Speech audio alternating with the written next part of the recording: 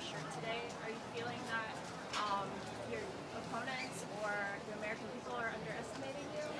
This has been a part of who I am for as long as I can remember. When I ran against the longest serving legislator in South Carolina, people laughed at me. And I got to work and I earned their support and we won. When I ran for governor, I ran against a lieutenant governor, an attorney general, a very popular congressman, and a state senator. I was Nikki Who. I had 3% in the polls, and we worked South Carolina like no one else, and we won. When I got to the United Nations, they said I didn't have enough experience. And I got to work, and we took the kick me sign off of our backs, and we were respected again at the UN. I've been underestimated in everything I've ever done. But it's a blessing, because it makes me scrappy. No one's going to outwork me in this race. No one's going to outsmart me in this race. We have a country to save, and I'm determined to do it. And to that, Ambassador, we're from Milwaukee. I'm curious, as we look to the first debate, what you need to do and how you're preparing to do that. Looking forward to the debate. I mean, it's a great chance for the American people to see what their options are. And I can tell you, we have done dozens and dozens of town halls in New Hampshire and Iowa and South Carolina. We take every question and we answer them. So the people of Iowa have gotten me ready for this debate. You know, I mean, they go and they ask the hard questions. We answer those. We're just ready to get up there and have a good time. Have you signed the pledge yet? I have absolutely signed the pledge, and every Republican candidate should sign the pledge, because any one of the candidates are better than a President Kamala Harris. A follow-up to the debate stage. Let's say a candidate does not make the debate stage. Do you think that they should drop out? I mean, look, that's up to the RNC. It's up to the candidates. It's not my job to tell people who should stay in and who should get out. We've been hearing a lot of voters who have said that they are undecided. So why should you see Trump has this resounding hit in the polls? One, do you trust the polls right now? And two, why shouldn't they vote for you over the other candidates? Well, first of all, I think the media is Trump obsessed. Because if you go to any of our town halls in Iowa, New Hampshire, and South Carolina, no one's asking me about Trump. No one's talking about all the stuff that you're talking about. What they are talking about is the $32 trillion in debt. What they are talking about is that their kids are behind in education. What they are talking about is an open border that's out of control. What they are talking about is the fact that why is China infiltrating our country and no one is saying anything about it. That's what they're talking about. And so that's why we talk about those issues, and we'll continue to talk about those issues. And the other thing I'll tell you, you put me up against any of the other candidates, nobody else has been a two-term governor that took a double-digit unemployment state and turned it into an economic powerhouse, or sat across the table and negotiated with China or Russia. I didn't deal with one country, I dealt with 193. We need a president that's going to have foreign policy toughness to get us through all the threats that are facing America today. Ambassador Haley talked about being the only Indian family, and that made you different. If elected president, would your cabinet show how different you are in regards to diversity? And do you think that the team that you have now shows that now? We will make sure that we have the most talented, best people to serve the American people. I think right now what you've seen is everybody has gotten obsessed over labels. We need to stop. We're Americans first. Let's act like we're Americans. Of course you want people from different experiences and different expertise, but you're not doing it. Look at where that's gotten us. I mean, I can tell you I am late to every flight. Every flight's delayed, everything. Mayor Pete got us. That was Mayor Pete qualified to run, you know, the FAA. I don't think he is. I don't think he needs to be the one doing that. When you go and you look at some of the other cabinet members, they're not qualified. When I was in South Carolina, I put people who understood their constituencies. I put people who knew how to get things done. And I put people in there that understood they worked for the people and not the other way around. We're not seeing that right now. But I'm talking about diversity. I'm talking about diversity and being different. Why should the minorities vote for you? I am a minority first. So I think I'm as diverse as it gets. But I think minorities are smart. Minorities don't vote for people because of the color of their skin. They vote for people because they're going to lift them up, because they're going to take care of them and not take care of just a select few. That's what minorities want. That's how I won them in South Carolina. That's how I'll win them as president. Governor Haley, on Friday, you stated that you don't trust the Hunter Biden Special Legal Counsel for its being appointed in that investigation. Where does your lack of trust stem from? Why did it take 2 years to do this? Why did they say Hunter Biden and not the Biden family? You know, why did this suddenly come up when there was all of a sudden the Biden pay-to-play conversation? I don't trust it, but the American people don't trust the Department of Justice. They don't trust the intelligence agencies. Whether it's a Republican or Democrat, our Americans need to have faith and trust in the agencies that serve them. that's not happening right now, I'll change that as president. Ambassador Haley, you mentioned that voters are concerned about their kids being behind in school. In South Carolina, for example, teachers make less than $40,000.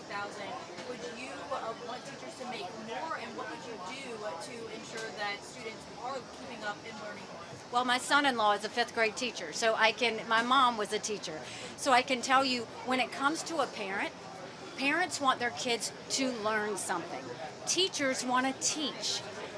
Right now, teachers have to be the nurses, the pastors, the guidance counselors, and then they have to go and teach all these things to a test. That's not what teachers want. Teachers can tell you exactly what should be happening in the classroom. The problem is no one's listening to the teachers, they're listening to the federal bureaucrats in D.C. That's what's going to have to change. Ambassador Haley, you said this morning, sorry. No, it's okay. You said this morning that voters should not complain about what happens in the general election if they don't plan to caucus. Does that mean that you believe any of the others that are I think that the American people need to understand that Joe Biden has put us in a mess. Everybody realizes that. But understand that we have to elect someone that can win a general. This is not about who can win a primary. This is about who can win the general election and get our country back on track. And I think the American people are smart enough to know who can win a general and who can't win a general. Ambassador Haley, you've had tough talk on China. You just had it a few questions ago. And my question to you is, a few contenders have told me that they believe we're in a Cold War with China.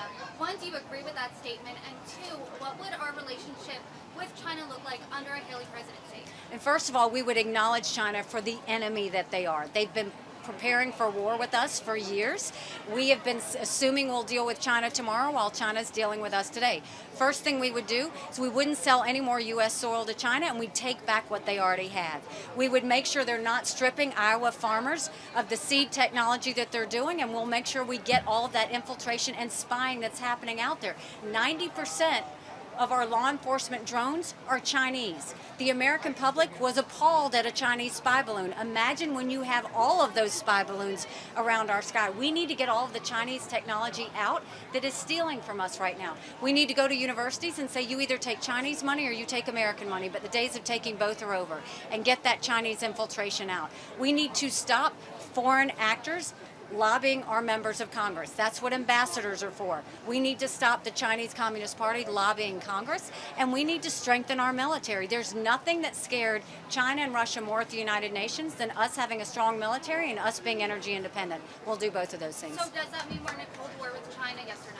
I mean, you can call it a Cold War or hot war, whatever you want to call it. What I'll tell you is they're an enemy. Let's start treating them like that. You don't go after they've basically sent a Chinese spy balloon over our skies and send Blinken over there to try and appease them, or send Yellen over there to say, oh, we should do more trade with China. And by the way, we should be friendly, and we should not treat this as a winner-take-all scenario. China thinks everything is a winner-take-all scenario. I've negotiated with them. They've never played by the rules. They don't see us as a competitor. They see us as an enemy. We have to change the way we see them. That's all I'm going to say is you can label it what you want. What I'm going to tell you is we'll get the Chinese infiltration out of our country, we'll strengthen our military, and we'll be respected again in the world. We've lost that. We've got to get that back. Guys, we're going to take two more questions. Ambassador Haley, what do you make of former President Trump potentially skipping the debate? And then may I ask about the rising heat waves that we've been seeing and the wildfires in Hawaii? Like, what do you contribute to the effects of climate change? Do you think it's man-made?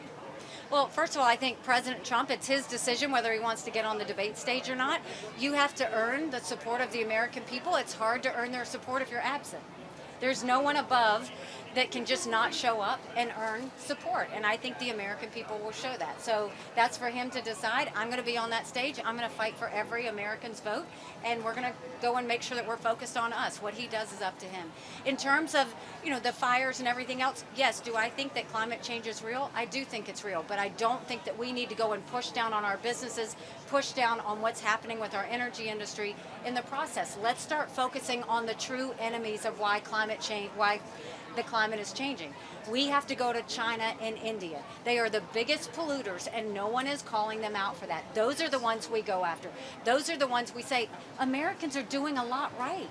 You look at the fact, our private sector, they're innovating. They see ways to do carbon capture. They're trying to do that. We're happy to transition as we need to, but we're not going to sit there and mandate everybody have to buy an electric vehicle. We're not going to go and have American people pay for all these green subsidies, which, by the way, the Inflation Reduction Act helped more foreign entities than anyone else, including China. The CHIPS Act, you basically went and gave all these corporate subsidies to these companies, but you didn't even make them pull out of China. It just doesn't even make common sense. We've got to start being smart about what we do. Last question. Last question, make it a good one.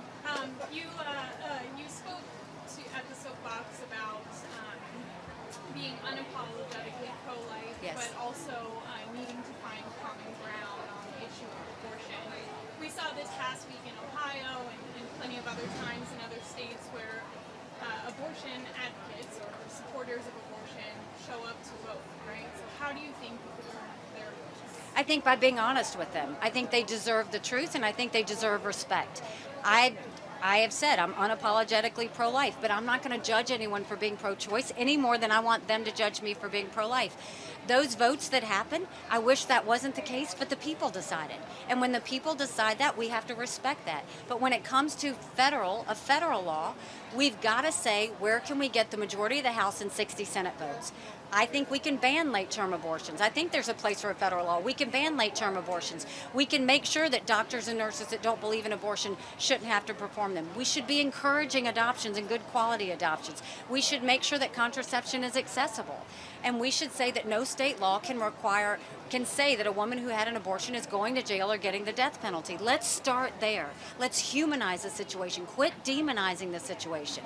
When we start treating people with the respect they deserve, we can start having normal conversations. That's been lacking. Thank you guys very much. Appreciate it. Nikki.